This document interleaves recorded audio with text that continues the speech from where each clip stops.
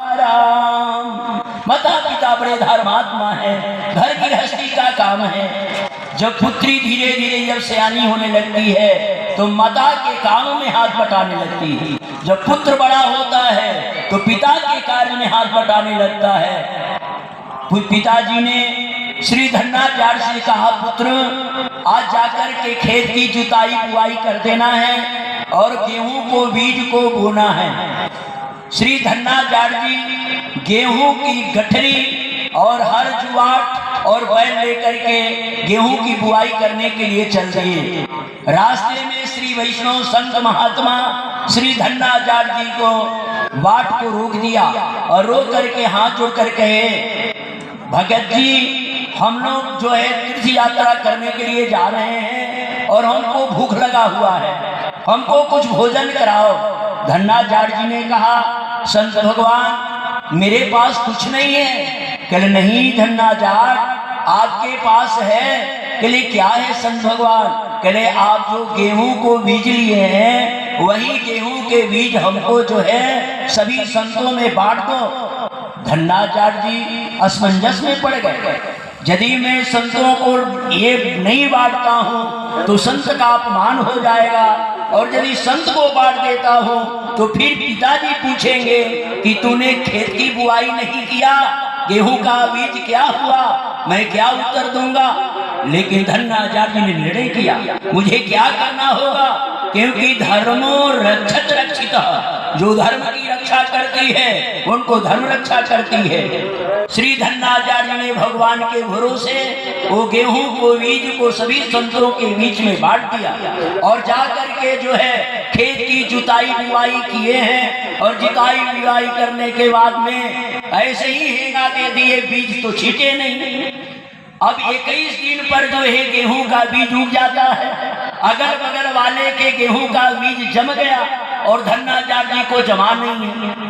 पड़ोसी वाले ने आकर के धन्नाचार्य जी के पिताजी से कहते हैं, धन्नाचार्य जी के पिताजी आपके पुत्र ने इतनी सुंदर खेत की जुताई और बुआई किया है कि हम लोगों से भी अधिक गेहूं का जो है बीज जमा हुआ है और बड़ा सुंदर उगा हुआ है। व्यंग्यात्मक प्रश्न कर रहा है।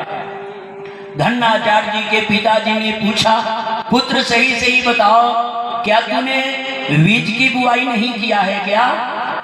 भगवान के भरोसे, जो भगवान के भरोसे रहता है वह कभी भी धर्म के मार्ग में च्युत नहीं होता है। श्री यमुनाचार्य स्वामी जी कहते हैं कि न धर्म निष्ठोस्मि न चात्मवेदी न भक्ति मास्त्वा चरणारविंदे अकिंचनो नन्यगति शरण्यम त्वदपाद मूलम शरणम प्रपद्ये। हे परमात्मा, हमने 2-4 वेद का मंत्र जान गया, हनुमान चालीसा जी के पाठ कर लिया तो हम धर्मात्मा नहीं है। न धर्म निष्ठोस्मि न चात्मवेदी, मैं वेद मार्ग के बारे में भी मुझे जानकारी नहीं है।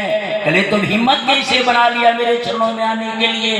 कहले कि भक्ति, कहले न भक्ति मास्त्वा चरणारविंदे, आपके चरणारविंद में भक्ति भी नहीं है। कहले तो फिर कहले अकिंचनो नन्यगति शरण्यम त्वदपाद मूलम शरणम प्रपद्ये। नन्य अनन्य गति शरणम प्रपद्ये, हम आपके पाद के मूल के धूल की सेवा करने लायक है, हम दास हैं। श्री धन्नाचार्य जी जो है भगवान के भरोसे कह दिए, पिताजी मैंने बीज की बुआई किया है, देखना है तो चल करके देखो।